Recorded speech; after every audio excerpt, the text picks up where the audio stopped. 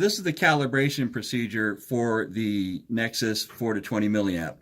I've gone to the raw screen. The way you get to this raw screen is you go to the sensors screen, you go ahead and hit the calibrate, drop down one screen, here's your values. Now I have incorrectly calibrated this to force it to give a really cruddy value there. I'm actually giving it less than 4 milliamps and I get a minus 50 value with the range set between 0 and 200 parts per billion. So this is working with a Turner sensor. I'm now putting a 4 milliamp signal into it. Now, the raw value is 2600 or so. That's correct for 4 milliamps, but look at this value here, just a little bit off.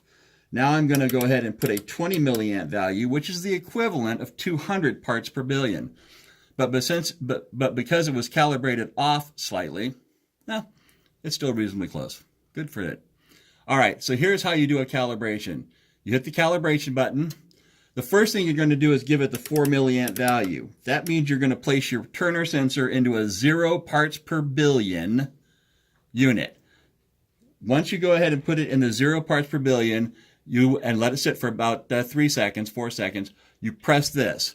That enters the 4 milliamp value, and it shows you this value here. Now, because it's slightly scaled off, that value is showing up as low. That's not a raw value. That's what the equivalent calibrated value is because the range is off. So 4 milliamp first. Now I go ahead and put it in the 200 part per billion solution. Give it a couple of seconds to get up or so. And I hit this. That's the 20 milliamp value.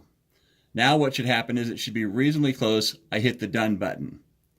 At any point in time, if you go into the calibration and you do something wrong, or the values aren't right, or you just look in here, you never hit the done button because you're now telling this control system, I've made a change, I'm done with it. If you don't want to make a change or you want to stop the process part way, you hit the cancel button and back on out.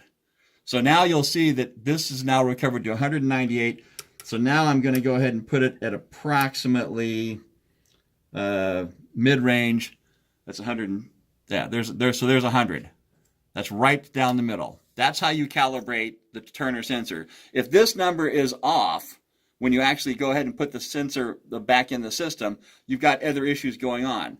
And if you can't get the raw value to approximately 12,000 or so, it takes a couple of seconds here for it to show. Yeah, 12,700 or so.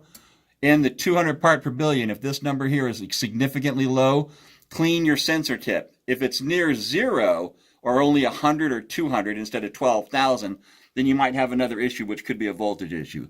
But that's how you properly calibrate a NexSys. Thank you.